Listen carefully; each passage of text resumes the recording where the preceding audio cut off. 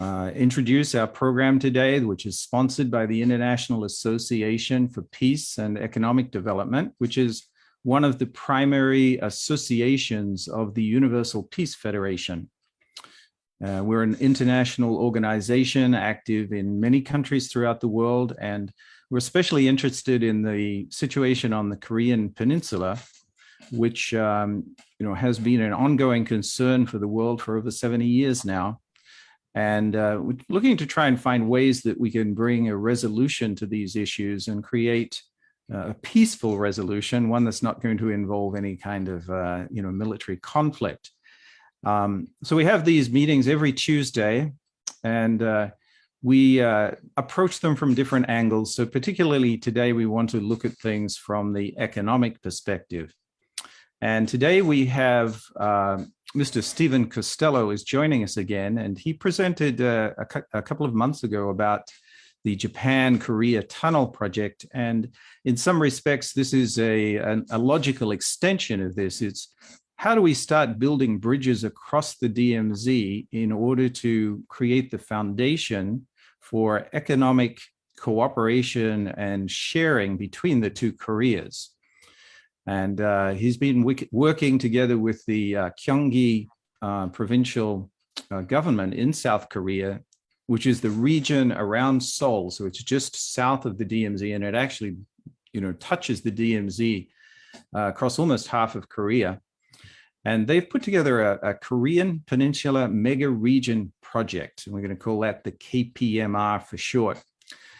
And this is a project that they're working to develop the concept of. It would provide, sustainable peace and development on the entire peninsula and in the Northeast Asia region. It's a project that's proposes a multi-year build-out of extensive plans for both economic and political and physical infrastructure development in the Koreas. And this kind of a project can really serve as the glue to try and bring these two Koreas together. So without going into too much detail, I just wanted to introduce Stephen, and he can provide all of the details on this project because he's been working on this for many years. So Stephen Costello is the Director of Asia East. He's an independent analyst, consultant, and director, and writes on this platform as a policy platform for analysis of Korea and the East Asia region and US interests there. He's a non-resident visiting scholar at the Institute for Korean Studies at George Washington University and a non-resident visiting researcher at the Gyeonggi Research Institute in Uijeongbu, Korea. He was formerly director of the Korea program at the Atlantic Council in Washington from 1999 to 2004 and director of the Kim Dae-jung Peace Foundation in the USA from 1990 to 1997. And he writes regularly for the Korea Times in Seoul. So if you want to find out more about him, you can go there and look him up. And he has lots of articles on the Korea Times. So Stephen, I'll hand it over to you and you can tell us about this initiative. Thank you so much, Roger. And I must thank you again for your continued focus on Korea and the UPF in particular. This is a really big deal. And partly I say that because, many of the other think tanks in Washington are just terrible at working on Korea. They take a almost exclusively militarist, zero-sum approach to it. So this is really very valuable, and thanks for inviting me. This idea of the Korean Peninsula Mega Region, KPMR, as Roger said, it's just one of several infrastructure projects that is a very logical development project for the Korean Peninsula. And it wouldn't surprise most of you, even if you're not necessarily Korea specialists, that for many decades, those who are looking for breakthroughs, political breakthroughs, so that North and South can begin to cooperate again, and they can begin to have some political easing of tensions and obviously military easing of tensions. People have been thinking about these development projects for decades. They've been making plans. And without a doubt, the North Koreans have, because this is their lifeblood. They're the most sanctioned country anywhere, and they are having a very, very rough several decades right now with both sanctions and COVID and isolation. So taking this as one of the infrastructure projects that would be a logical and a very big deal for the peninsula, I'm going to run through a couple of the questions that investors might have and that policymakers might have about this idea. First and foremost, the concept is really a rather, it's bold, but it's also realistic. As a project, the multi-year build out of extensive plans for economic, political, and physical infrastructure in the KPMR, but also along the east and west coasts of the peninsula, going up to Russia and China, and the long planned Korea-Japan Bridge Tunnel project. Remember that Korea-Japan project has been worked on very seriously for 30 years by NGOs and with some input from government people in both Japan and South Korea for 30 years. I visited there twice in the last 2 summers during COVID. It was not easy, but I got really excellent briefings from Roger's colleagues there and from others about all the work that has been done, all the planning that has been done. One interesting aspect of that is that there's a rather well-known investor, Jim Rogers, I believe, who for, I think, a couple of decades has been, in a way, a cheerleader for investments in the Korean Peninsula cooperation as soon as there were diplomatic breakthroughs. And he continues to do that. So that's the larger context here. Let's zero in a little bit on Gyeonggi Province. Let's do that partly because I have worked with them over the past 3 years for several reasons. One was that, as Roger said, Gyeonggi Province butts up against North Korea and takes up about half of the DMZ. And by the way, the other province that takes up the other half also has a very deep interest in North-South issues. It has a very deep interest in economic and other cooperation cross-border with North Korea as soon as possible. So when I began talking with Gyeonggi Province people, I quickly learned that they've been working on this in a very detailed and professional way at their statewide research institute, the Gyeonggi Research Institute, GRI. Each of the past 2-3 summers, they have one summer conference called the DMZ Forum. I went to the one in 2000 and 2001, those 2 summers, and I was really surprised because not only did I meet a lot of researchers, many of them with PhDs, these are serious academics, almost all of them, on economics, social structures, infrastructure, green environmental things. I mean, the depth of their research is quite astounding. But I also met there many of the American Korea specialists who I can't see in Washington. They had gone out of their way to invite them.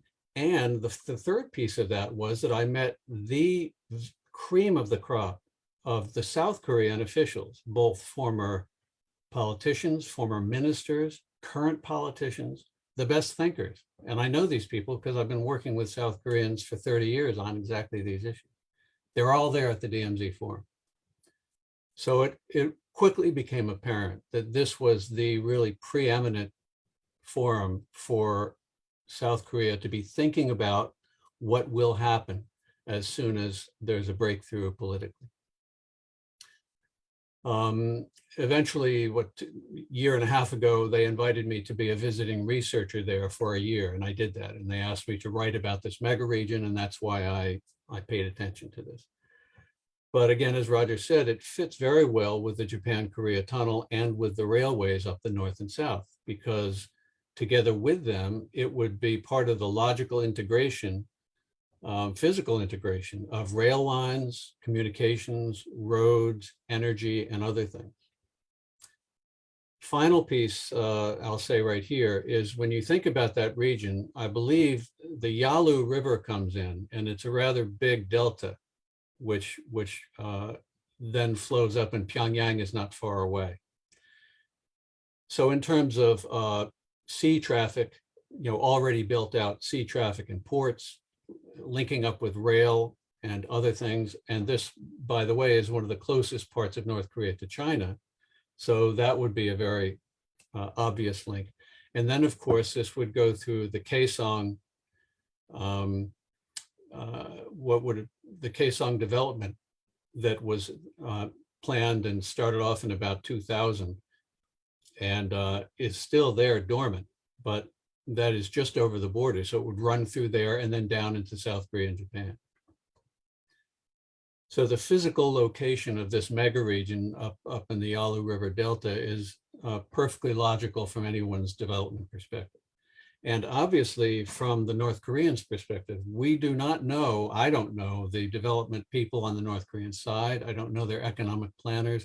Obviously they have them, and talking to them and getting their input would be extremely valuable, but would also depend completely on having these first denuclearization deals.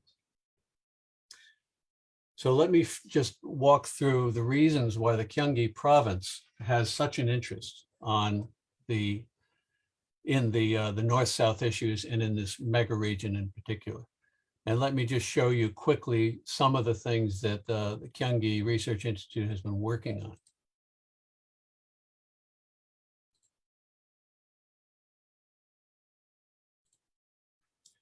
Can you see that?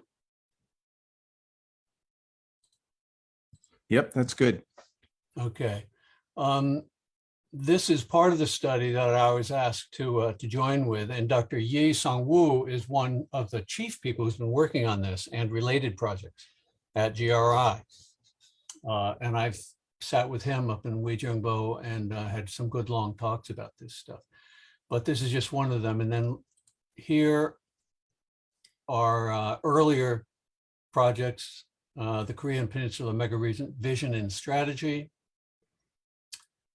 Then another one about shaping urban regions, concentration and decentration of the mega region of Gyeonggi in South Korea. So Gyeonggi itself would be, a very important hub for South Korea and would connect to the north as soon as that's possible.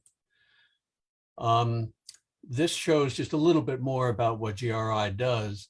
But look at the fifth number here, prospect of the South and North Korea border region development based on the Twin City model. Very important. Let me stop this for a minute.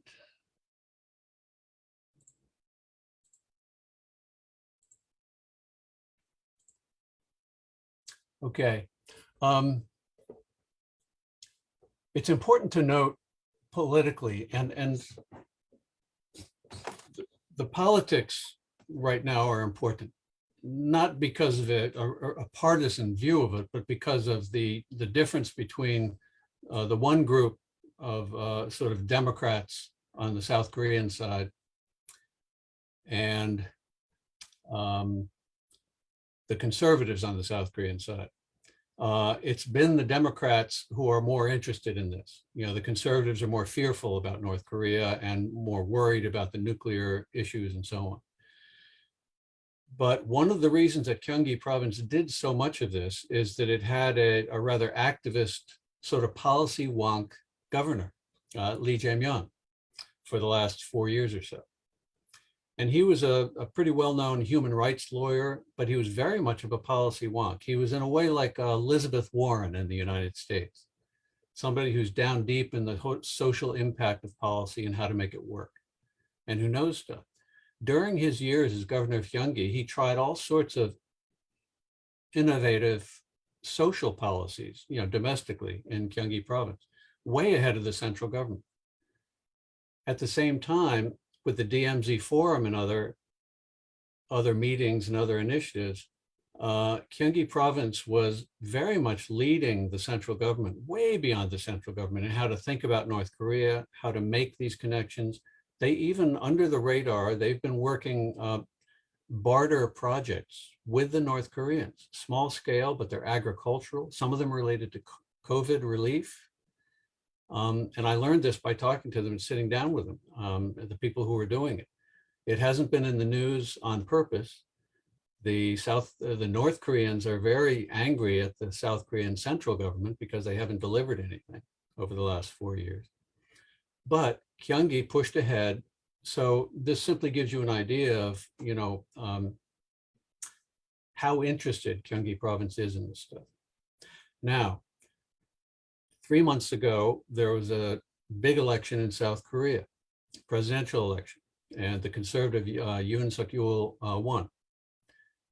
Conservatives also won in the big cities, Seoul and Busan. But in Gyeonggi Province, the Democrat won.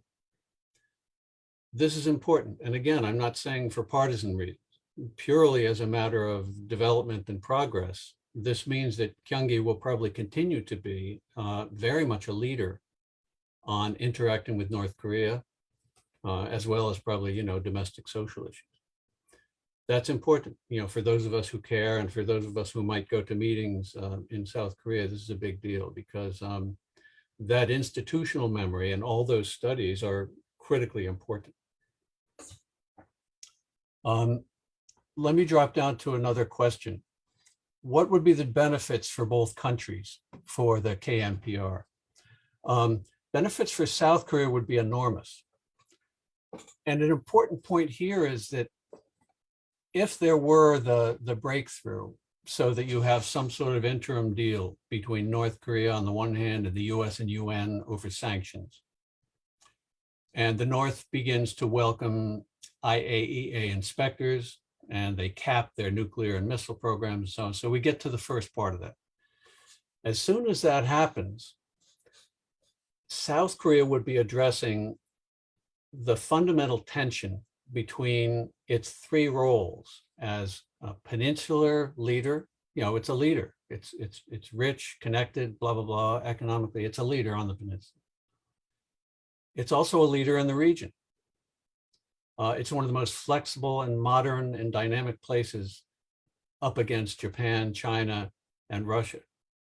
You don't even have to argue that, I don't think. And it's a leader or potential leader in its alliance with the US.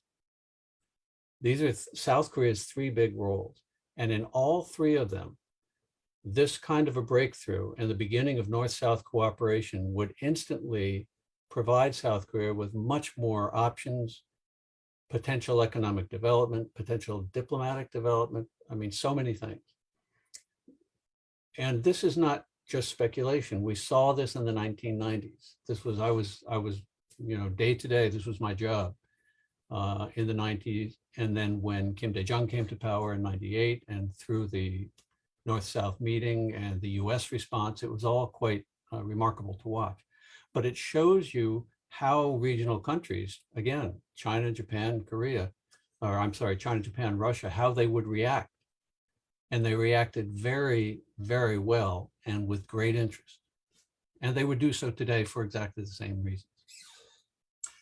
The benefits for North Korea would also be profound, and they would attract its full attention. The initial deal, some initial deal to begin capping the and rolling back the nuclear and missile programs would unlock sanctions and begin the long process of economic development.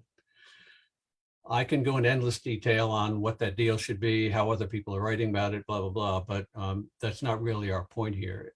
The real idea is when that happens, the North Koreans will see, early North-South economic and political progress would begin to deliver desperately needed medical and agricultural goods, and then energy and many other things.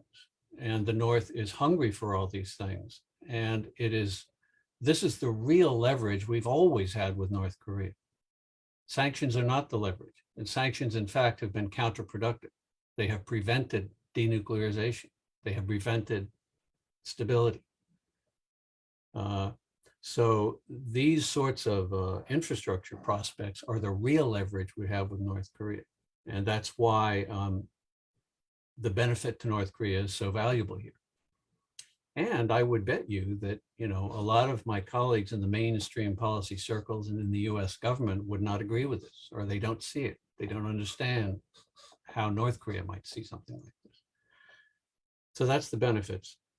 Let me get to another point. Integration with the International Highway Project and the Japan-Korea Tunnel. I already discussed this, but you know, the same needs that are, you know, Korea needs everything and North Korea needs everything. It is so isolated, and it's rather prickly and dangerous because it has all these weapons now. It is, when you draw back and look at Northeast Asia, it is a blinking red light, an open wound in Northeast Asia. It shouldn't be that way. And 20 years ago, when the US and South Korea were able to cooperate on engaging with North Korea, it was very rapidly clear all these things would be slowly coming about if we kept up, you know, that agreement framework in that deal. For 20 years, the Americans have stepped away from those understandings, and there's no likelihood they're going to come back anytime soon. So this would lead one to conclude that the South Koreans would pretty much have to take a leadership role on this. There's nobody else who would.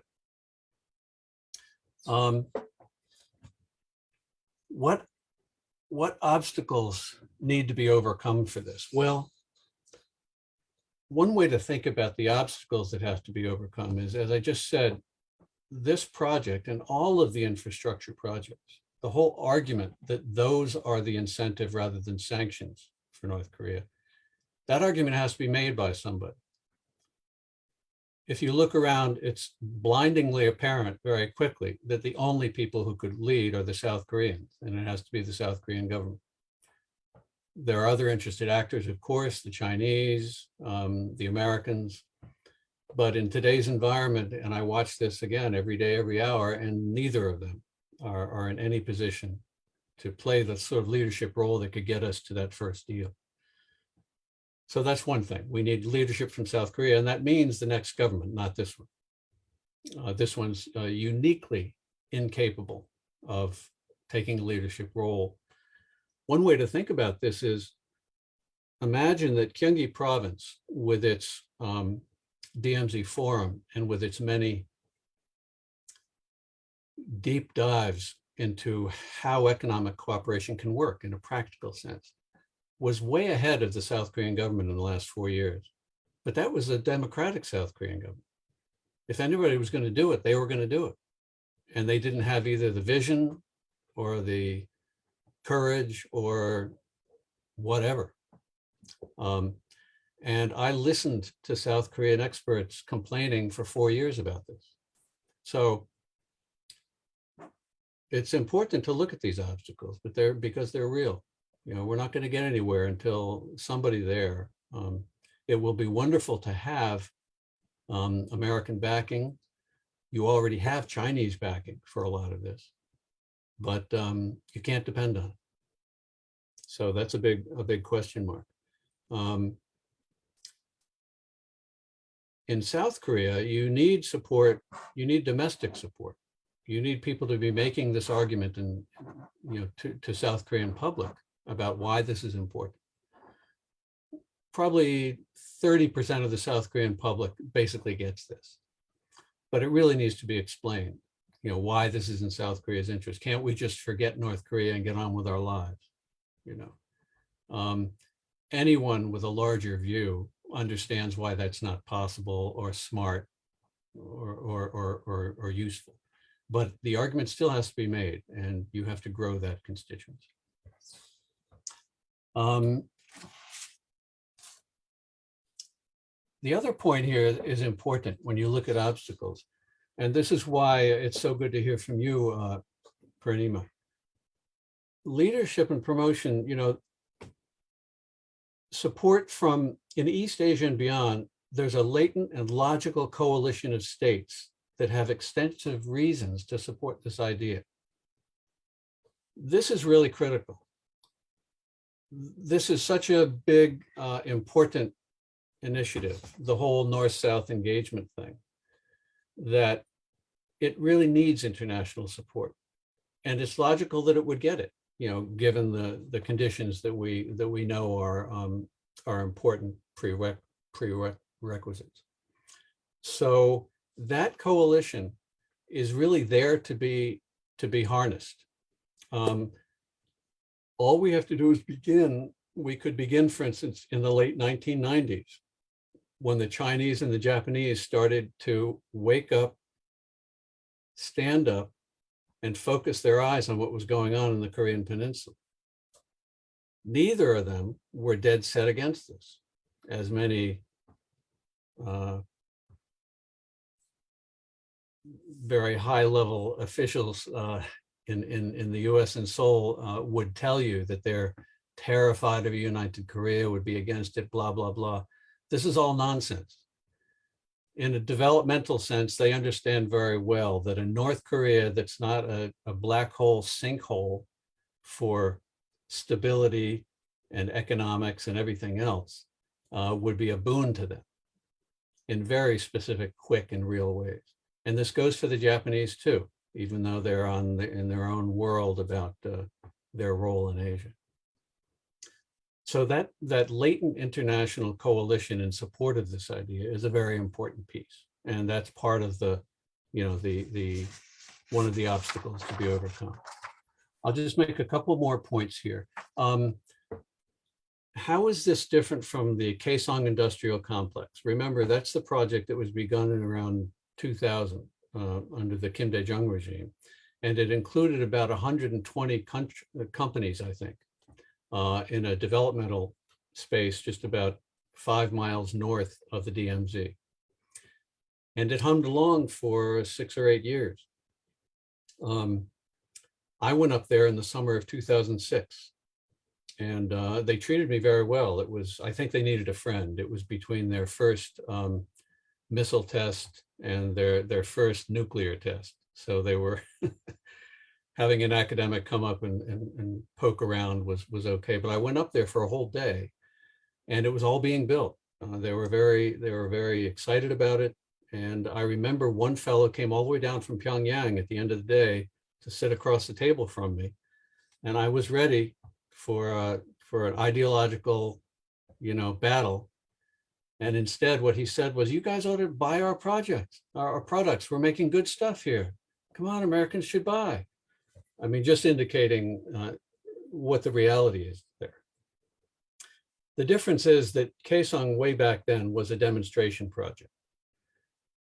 In that sense, it was no way intended to be a model for what would follow. Most South Koreans and any development person would understand that these special economic zones, particularly one as special as Kaesong, is not really scalable. Of course, a certain amount of the pay to the workers would go to the North Korean state, blah, blah, blah, blah, blah. There are many things. But they had South Korean managers there, living there, and that part of it was important. But Kaesong was intended to be a trust building one-off. Fast forward 20 years and all that's gone on, as well, quite a bit of North-South cooperation and planning and hopefulness has happened too, even though things have been stalled. The mega region concept is part of the much longer term, broader plan. It's more realistic, it's more developmentally sound, and it fits with what we know from the rest of the world. Look at the Danube River Basin, for instance. I was lucky enough to go on a cruise there along the Danube a few years ago, just before COVID. And it was absolutely mind-boggling. The EU was an important catalyst to stitch together, it's like 15 countries along the Danube. And believe me, as much as East Asia, those countries were at war with each other. It was bloody. It was not good. and not to mention the Nazis and then the communists. So those folks have been through all of that. And yet they stitched together this Danube special region now, and it has benefited everybody. It's an amazing project. So where was I? Oh yeah, the Kaesong Industrial Complex. So you know, this as a part of the North-South integration playbook. It's also the very logical result of political decisions. Let me touch briefly on a new government in South Korea. What's the impact of this project for a change? Okay, the new government in South Korea, I don't know if it'll last all of its 4 years. It's sort of a uniquely incapable government. And this president is uniquely incapable of governing. So it's kind of a mess, and it'll be that way as long as these folks are in power. I don't know who would come after. I have no idea. There might be a better conservative government. There may be a Democrat. But whenever that happens, so I would have to say regarding this project and any other North-South initiative, those are off the table for South Korea until there's a new government. Finally, what preconditions would need to be fulfilled in order to implement this, to get this started? Well, North Korea would have to agree to this deal. That would be the first thing that unlocks sanctions and that keeps the sort of extreme clamp on even North-South interactions by the UN command, really orchestrated by the Americans and by the UN. Same thing. Only when that is lifted through a new deal. And the South Koreans showed at the Hanoi meeting, that was what, 3 years ago? They showed what their opening position was. And according to all the best thinkers like Siegfried Hecker and the Bob Carlin and all the best people, that was a very good deal to start with. And it certainly would have been something to jump at to get this whole thing started. But the US did not have the government that could understand that at the time, and we do not today. So as much as it would be nice to have the US play an important role, of course, because of resources and everything else, the Americans are going to be important. But the South Koreans are going to have to lead, and they're going to have to convince their US counterparts. The last thing I'd say about this would be that one of the arguments that the South Koreans haven't been able to make, either publicly or to my mind privately, to their American ally is that North-South cooperation and this kind of development, economic development, wouldn't only be a great benefit to South Korea and North Korea. It would also be a huge advance for the Americans. This is obvious to most people in South Korea who study it. It is not obvious to many American scholars and many American government people.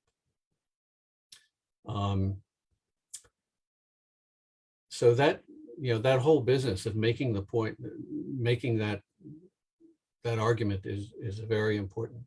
Finally, the types of investment that would be needed. I think Purnima would be better to address this, but my one big point on here would be this. Any investment into North Korea will begin with investment from South Korea. Already, of course, you have some investment from China and Russia, but that's on their terms. Well, and it's also very much on North Korean terms.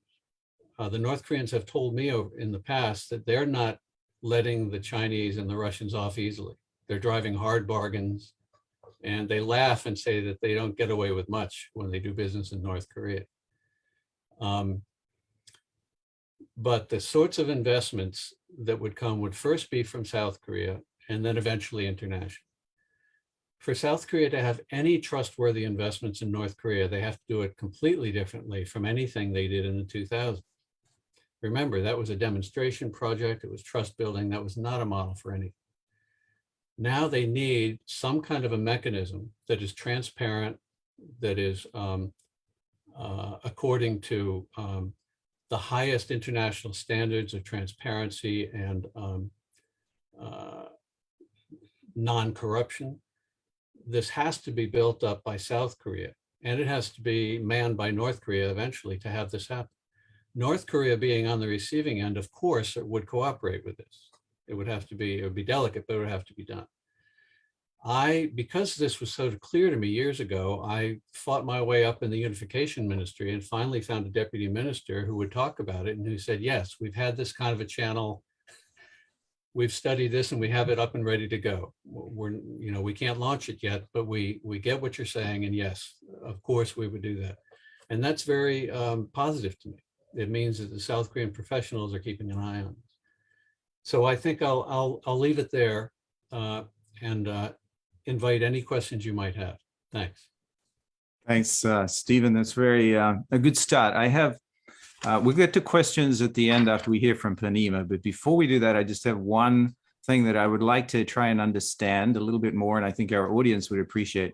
What would this mega region actually look like in terms of geographical area, or how would it actually work in terms of, like we think of the Kaesong industrial zone as a defined geographical area in North Korea. Is this supposed to be like all of Gyeonggi-do, or how would it work? That's a great question, and I apologize. I was looking for, there are only, one thing the GRI is terrible at is putting maps on everything. I mean, and look at all those wonderful studies without a map. I was like tearing my hair out. But I did see one at some point, and I haven't been able to put my hands on it, and I will eventually. But the answer to your question is yes. The way to think of it physically is you look at that delta up at Nampo, which comes in and again goes north a bit up to Pyongyang. That's really the biggest delta on the west coast of the Korean Peninsula. And it's a very logical shipping place, for that region, shipping a hub. That acts as a hub. So that out to maybe, a mega city size. You think of something like the size of LA or Tokyo. That's, I think, what we're looking at.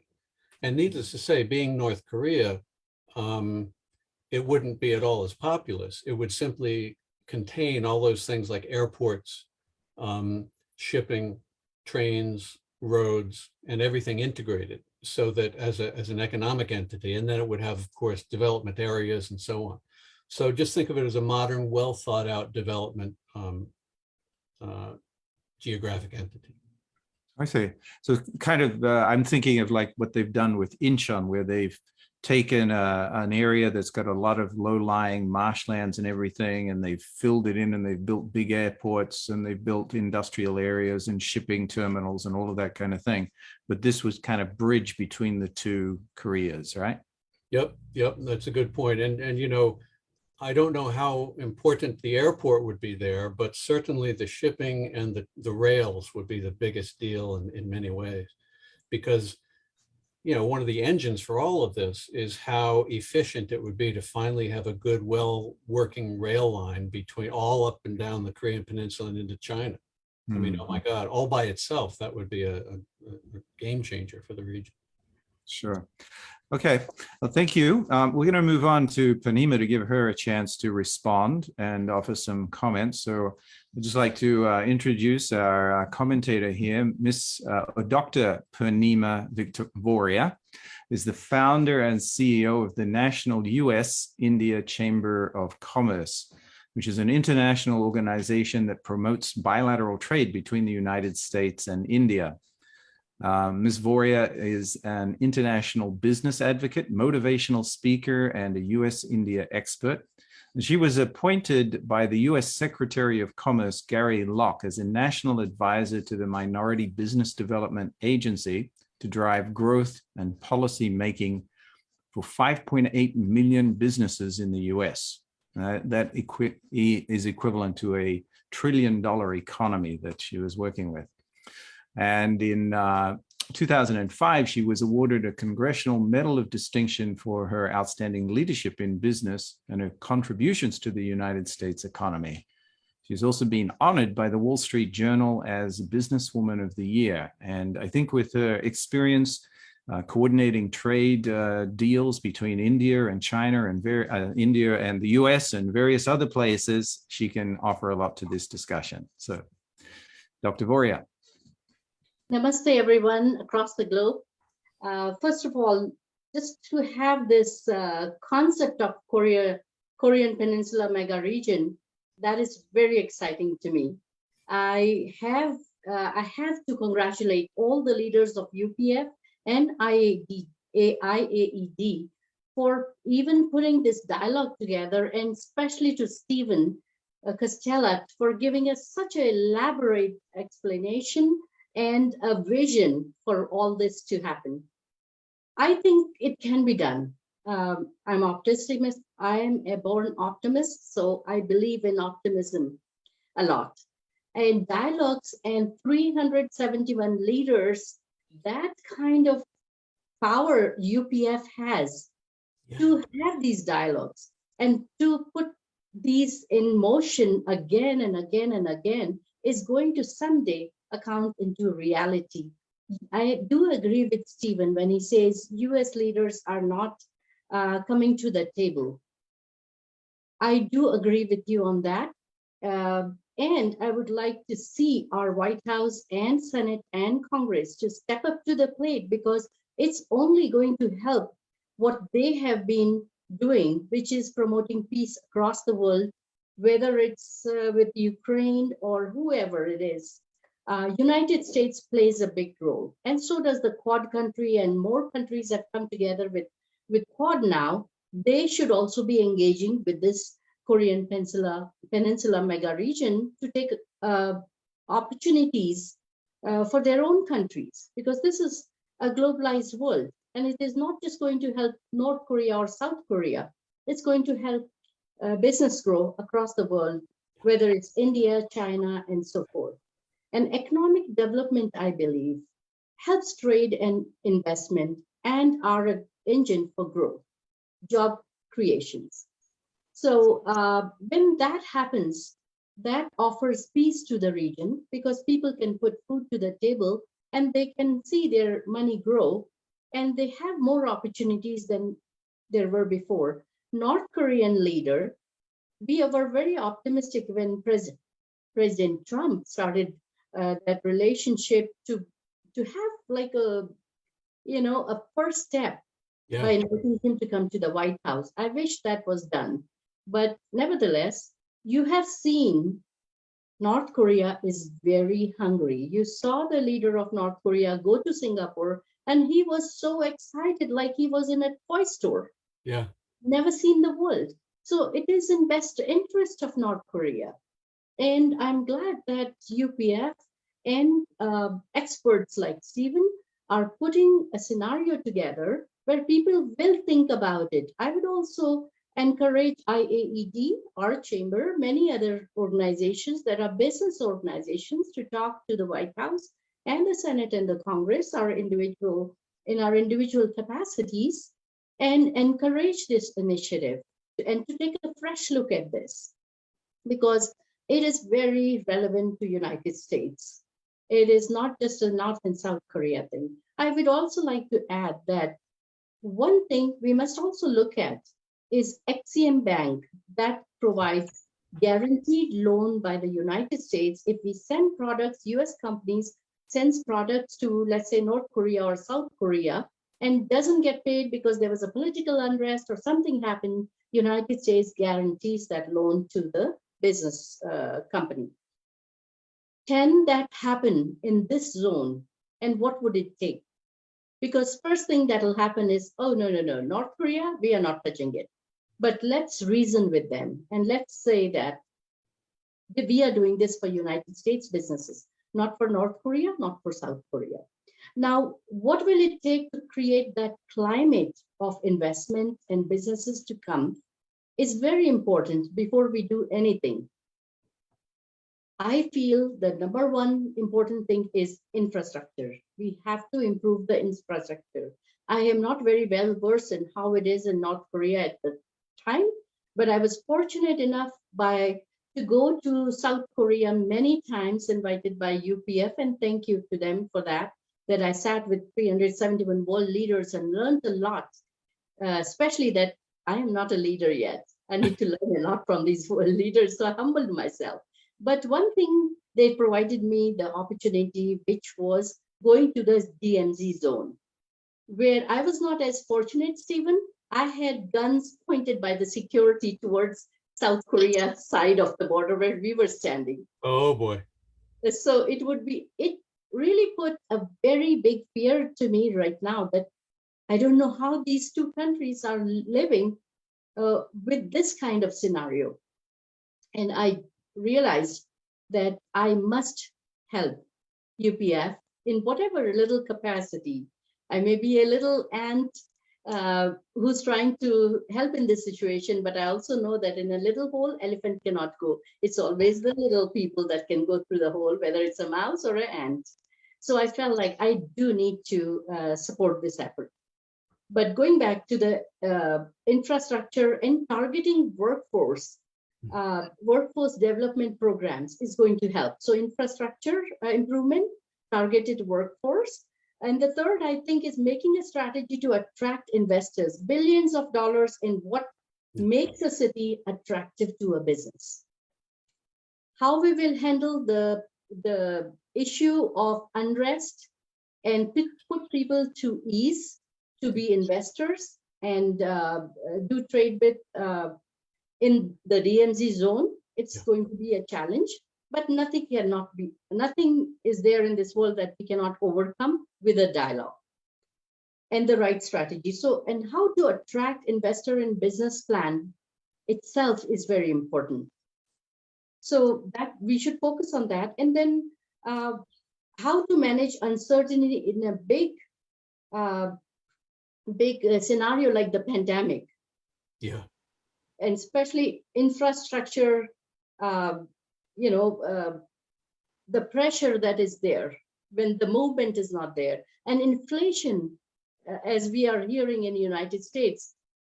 Think about it, what inflation can do to a country. So I think it is the right time. If US wants to take a serious look at it, and other countries, this is the right time to have the dialogue. We should have this dialogue with the UPF in South Korea at the big conferences that we have, with all the 771 leaders, and hope you, Stephen, can present what you did to us today and let the leaders start talking about it and taking action within their own countries to understand this mega region and the development of it and to participate and contribute. I would also say that return on investment, ROI, is very important when you are attracting people. Without that, high payoff strategies, holistic strategies, payoffs within the certain economic sector strategies are very important.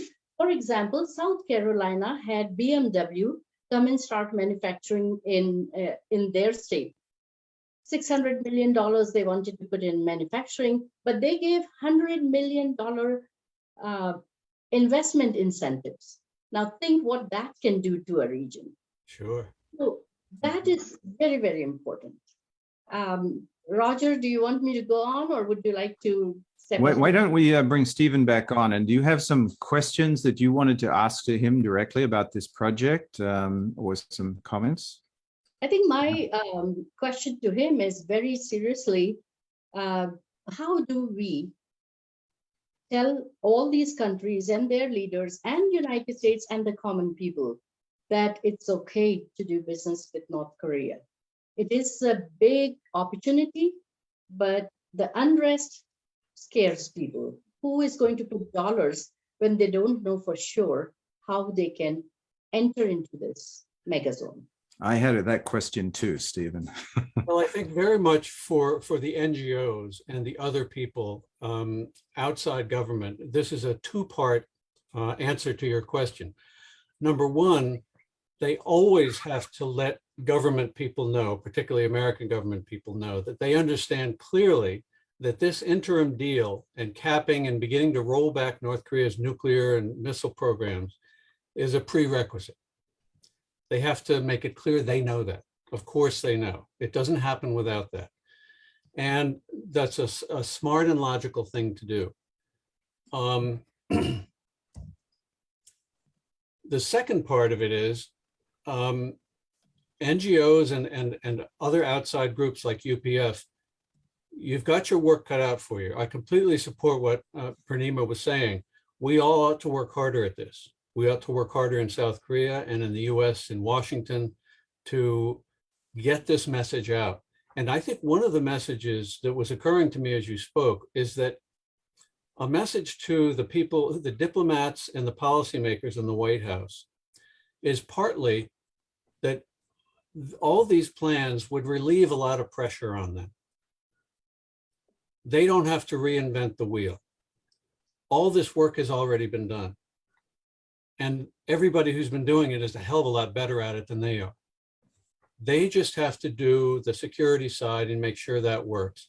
All the rest of this stuff, the development, the incentives, and this nascent coalition of states and interested actors, these will come together. I could pull up a quick thing showing you what would be a sort of a demonstration project. This was off the Busan city in South Korea. About 8 or 10 years ago, they completed a bridge tunnel because they had a big peninsula that came out that nobody could really get to. It was like 3 hours drive or something. Well, they got together a consortium of companies. It was led by 2 of the biggest South Korean conglomerates, but it attracted top European companies. I mean, companies that knew how to do tunneling, knew how to do bridges, absolute state-of-the-art technology. And they pulled it off. I think they even had an American company, but this was very well done and very successfully. And they completed this project. It was about 20 miles or something, or I'm sorry, 10 or 12 miles. But it was very much of partly a demonstration of what could happen if they want to do that over to Japan. And it followed precisely what Purnima was talking about. It was international. It showed interest from all these companies. And obviously, because it was all South Korea, the trust level was very high. Mm. So, you know, as we said before, this kind of a channel, the sort of trustworthiness and openness, and as you said, the IDB, very important. That kind of, but that's the job of the gosh darned diplomats. Yes, well, get over that. That's an important point that you make, because trust, I think, is really key to this whole project getting off the ground, right? And what we see currently between North and South Korea and the US in general is a very low level of trust, I think, between these countries. Distrust from the North Koreans towards the US and them, you know, upholding their promises and doing what they want, and also distrust from the US towards North Korea and South Korea's distrust because of these failed projects that may have happened in the past, right? So do you have any ideas? How do we get past this? Yes, I think, I mean, your points are right on in terms of the way many Americans look at this. And we have to remember that trust is based on action. Trust is not some loosey-goosey, you know, heartfelt thing. It's based on actions. And all parties have sowed distrust in the past decades about this. It's not just the North Koreans who've been distrustful. And the most relevant thing for us is that in the year 2001, when the Americans changed their government, the Americans by themselves stopped this big project of North-South unification, which would have involved Japan and China and Russia, and would have been a regional game changer, hands down. The Americans by themselves unilaterally stopped that. And they stopped it for, you know, very shallow domestic political reasons, nothing that was happening in Northeast Asia. This is important because it stopped denuclearization. You cannot, on the one hand, argue that, you know, conservatives or those who don't believe in diplomacy care about denuclearization, and at the same time see that they have stopped the process of denuclearization and peace building in its tracks a number of times. They're doing the same with Iran right now. So trust is exactly what we need, but it has to be based on action. And, you know, that's one reason why, as you pointed out, there might be a snapback in this first deal. as there are now in these nuclear deals. But that snapback cannot be left in the hands of the Americans. Nobody would go for that because of our record. We have a record of walking away from deals in international covenants. So yes, a snapback, but have it be a coalition of countries that are very much invested, just as the JCPOA is with Iran. The only reason that's still alive at all, it's about dead, but the only reason that it lives is because China, EU, Russia, they all were supporting it. So that's my point. But you're right about trust. Purnima, what's your experience in working between India and US? How do you build trust in those relationships? I think opportunities and the democracy, having the democratic practices. India is a democracy, obviously, so we make very good partners. China and India has taken off routes in a different manner. But I would still say that no matter what you hear about China and India, there is a common link, which is economic development, businesses, investors, trade, which is continuously happening between India and China. The reason is who drives the business? The businessmen drive the business, not the politicians. So businessmen do what is best for them and growth of their business, and whatever opportunities are there, they grab them. Regardless of what our Prime Minister Modi is saying related to China or India, businessmen tend to ignore and they move forward with the opportunity. Like Mahindra, and Mahindra is a company that just moved in with creating a joint venture with China. So both have resources, both have capabilities, and globally they are very much doing business with all the countries. China and Russia, why is North Korea not so supportive of them? For security reasons. But North Korea, I would like to say, is hungry for business right now because they have put all their dollars into the defense equipment and defense system. So who is suffering is the common man. If we bring that opportunity to the table, I think we will make a difference that has never happened in this world. So North Korea is our land of opportunity for us. South Korea, with having all the economic resources that do have, can be extremely good business partners. And then India and China and everyone will come along. Like I said, Quad countries should be doing business with this region. But again, I would also like to mention just real quick points which are very important, because for this region, I know you all are working very hard and this will hopefully become a reality. We all pray for that. But when this happens, there are certain things that we should put in our business plan. And I know I'm putting the cart before the horse, but everything should be on the table. Yeah. For example, lacking a good motive for the acquisition is always a challenge when you're attracting business in your country or in your region or in your city. Targeting the wrong companies is something we need to stay away from. Overextending or overestimating synergies, that's another problem. Mm-hmm. And then the fourth thing I would say is overpaying. And fifth is exogenous risk and losing the trust of important stakeholders. If that happens, your whole business plan will fall apart. Inadequate due diligence. I always tell my customers in the United States, we have to do due diligence, no matter who we are dealing with in India. We have to do due diligence. We have to find the right partners. We have to do a lot of things, because business and politics goes hand in hand. And failing to pull out when the evidence says you must, that's another thing the businesses will be looking at. I see. And the last thing I would say is failed integration and neglecting, lacking of the motive for this acquisition.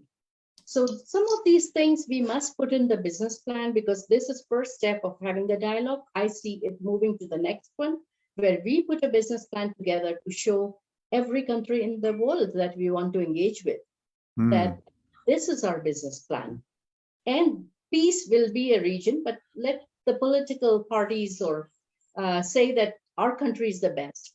There is peace and rest in our country. We are ready to engage with business. North Korea is really going to jump at that. So one of the things that I've seen in the chat, a couple of people have asked about this, is the ownership of this, if we have this kind of an economic zone. And as we know with previous instances, as you mentioned, Stephen, there was the North Korean government was taking a large share of the profits of things. And then eventually they kind of took the entire thing back again and took ownership over it. And so people lost their investments. So one of the proposals here is about having a shared stock ownership or employee stock ownership in the companies that are set up in these businesses, where maybe it's shared between both North and South Korean workers, that they actually get a share of what they're building. You have any thoughts on that? Well, yes, that's one of the important models that would have to be used. But I would still say that, you know, when you think about models for development in North Korea, you're going to have to start somewhere. And that's why South Korea is the logical first, you know, investor of first resort, because they're the ones with all the interest in this. And by the way, they would need no interpreters. Mm-hmm.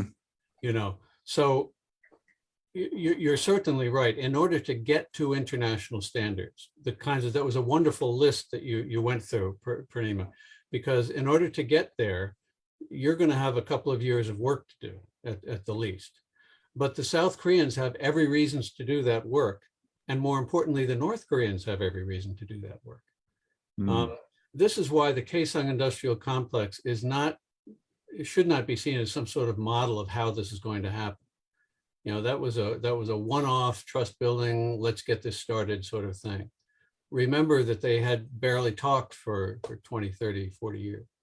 So yes, all these things, and I understand people are wondering if, you know, will the North Koreans have to join the International Labor Organization? Will they have to join international treaties on things? Well, yes, of course they will. But they know that. They've known that for more than 20 years. Our friend Bradley Babson, Roger, he was sitting down with them and telling them this in the 90s. So they've known this. Right. It's not our somehow gotcha moment to tell the North Koreans they have to do this. They know very well what they have to do. So I would ask you, has there been any indication from North Korea that they're interested in this kind of a project? Do you know of anything? Indication we have had from them is that they're interested in this stuff. Okay. Can I add something? Yes, Purnima. Business happens when there is a need and someone to fulfill a need. And just to bring an optimistic viewpoint, India was ruled by Britishers for 200 plus years. But today, an Indian is staged to become the Prime Minister of England. So you have seen the news. It will be Britishers holding his briefcase. I love it, Purnima. That's a joke. No, right. That's pretty wonderful, and I take your point. And you're the best kind of optimist. Right. So I think that's probably a good place to wrap up our program today. I just really wanted to thank Stephen, yourself, and Purnima for your excellent commentary and bringing some practical ideas in here. And I think, you know, these ideas may seem a little bit idealistic or far-fetched from our perspective now, where, you know, we're coming out of this pandemic and everything is being closed down, and North Korea, that was already a hermit kingdom, has become almost a black hole to us. It's just shut down the borders so tight. But miracles can happen, things can change, and we need to be prepared for the future, right? Nobody expected the wall between East and West Germany to come down so quickly, and that kind of thing can happen here as well. I really believe that. So let's be prepared and be ready. And I'm really grateful for the work that you're doing, and I hope that it can lead to something greater. So thank you very much, everybody, to all our attendees, and we will see you next Tuesday at the same time. If you didn't already, please sign up on our website so that you can get future emails about these programs. Thank you. Bye. Thank you, Stephen, and thank you, Roger. Thanks, Purnima.